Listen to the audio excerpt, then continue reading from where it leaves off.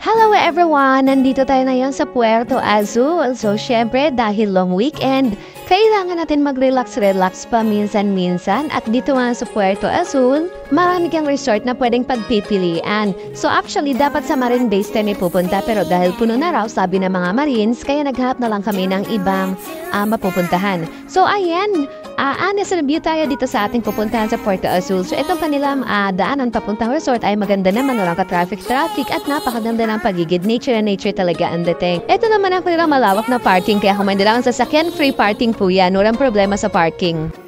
So, ito ang napili naming resort, ang Paniman Beach. So, ito nga ay day tour lang. So, tignan natin kung pani pa rin pag-uwi, no? So, tara, pasukin natin sa loob. At ito nga ang kanilang itsura. Pag bungad pa lang ay makikita mo na ang kanilang paligid na napakaganda. Napakaraming tao na magsiswimming ngayon dahil long weekend.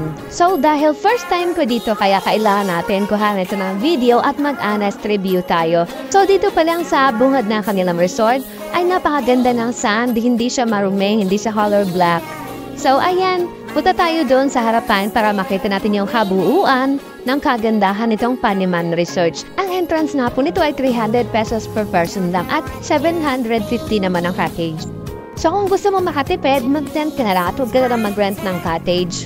Napakaganda nga ng kanilang view dito. So ayan yung mga anak ko sa bayan namin ay nag-dala na lang sila ng tent. So wala pa masyadong maraming tao kasi napaaga talaga kami. So 5 AM kami umalis ng bahay at mga 7 naman kami nakarating dito sa location. So ayan yung kanilang dagat na nakaka-relax tignan kasi color blue. Napakasarap sa mata.